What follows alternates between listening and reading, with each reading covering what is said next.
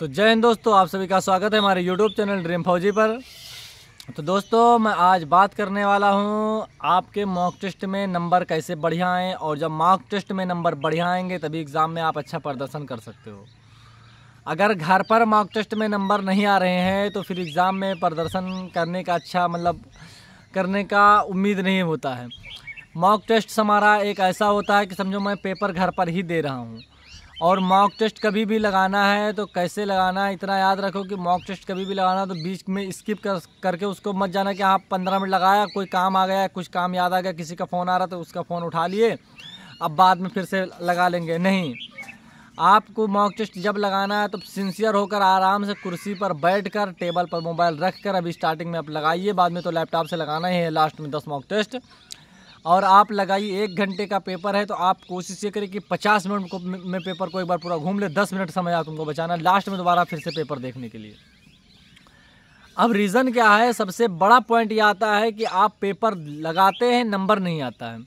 किसी के 30-40 नंबर आ रहे हैं तो किसी के 60-70 नंबर आ रहे हैं तो किसी के 100 नंबर आ रहे हैं। जो अभी एकदम बिगिनर है, अभी पहली बार स्टार्ट किया कि उसने कभी पढ़ा ही नहीं कंपटीशन का, उसके 40-50 मार्क्स आ रहे हैं, तो उसके नंबर थोड़ा जल्दी ग्रो होंगे। वो 1 महीने में 70-80 पहुँच जाएगा, 2 महीने में वो 100 पहुँच जाएगा, लेकिन और 100 फिर लास्ट में 2-3 महीने में क्रॉस करेगा तो आराम से 130, 140, 135 तक पहुँच जाएगा। लेकिन जो बंदा अब पुराना है उसको 2-2 नंबर बढ़ाने में प्रॉब्लम होती है।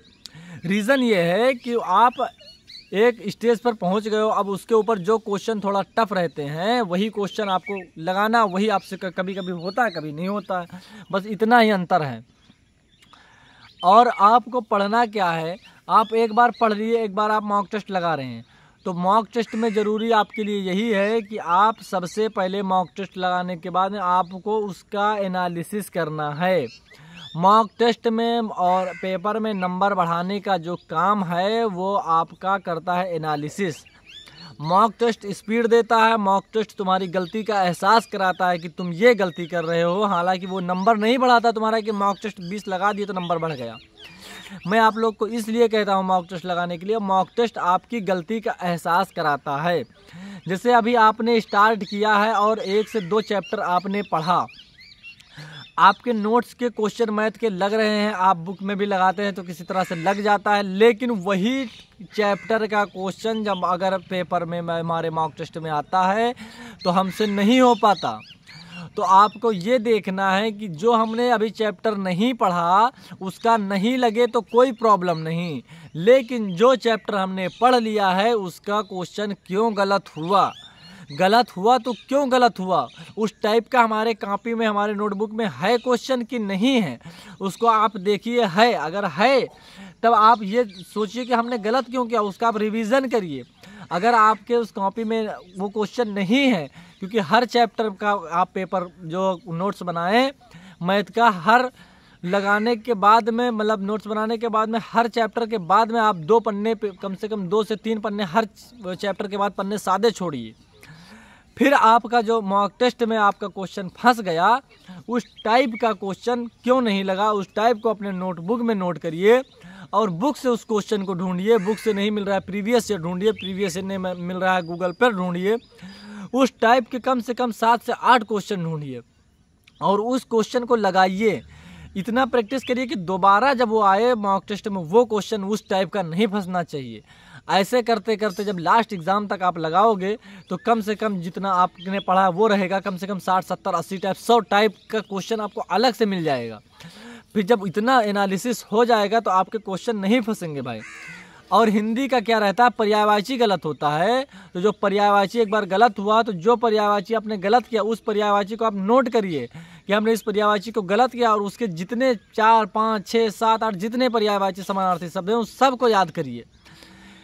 मॉक टेस्ट सिर्फ देना मतलब नहीं, मॉक टेस्ट का सबसे बड़ा रिव्यू होता है उसका एनालिसिस। अगर आप एनालिसिस अच्छे से नहीं करेंगे तो नंबर नहीं बढ़ेगा।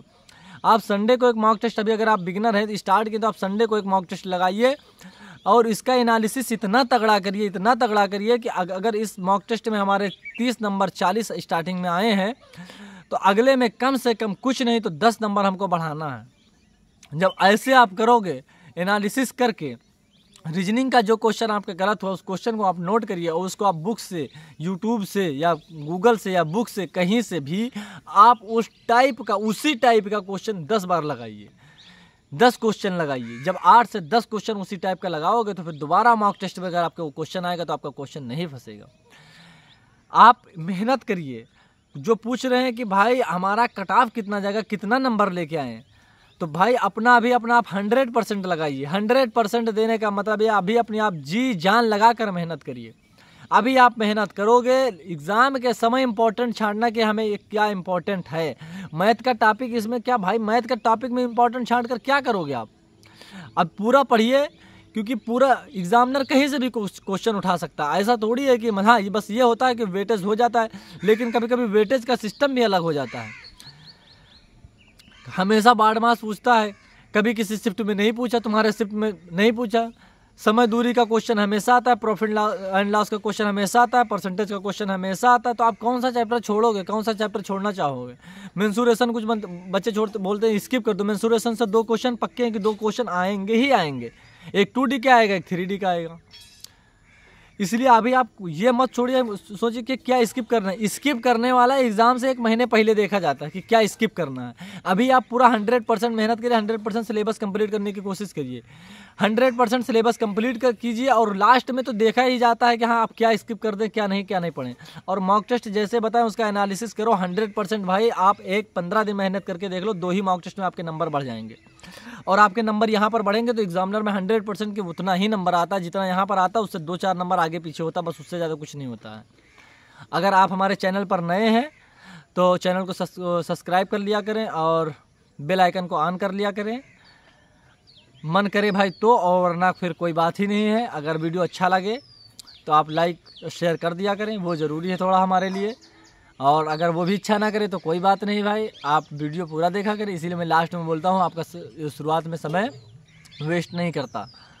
और अगर आपको कोई चीज़ की समस्या है तो आप हमारे कमेंट बॉक्स में कमेंट करिए। व्हाट्सएप में मेरा डिस्क्रिप्शन नंबर रहता है, आप व्हाट्सएप करिए, आपको रिप्लाई मिलेगा। लेकिन इतनी टाइम दिन में नहीं मिल पाता है तो आपको रात में रिप्लाई मिलेगा। लेकिन आप फ़ोन भाई ना किया करें। फ़ोन करते हैं तो भाई बहुत से बंदे फ़ोन किया करते हैं, थोड़ा डिस्टर्ब हो जाते हैं। अपना काम रहता है, पढ़ाई लिखाई रहता है, घर पर कुछ काम रहता है, बच्चों को पढ़ाते हैं तो थोड़ा डिस्टर्ब हो जाते हैं। और मिलते हैं नेक्स्ट वीडियो में, तब तक के लिए जय हिंद, जय भारत।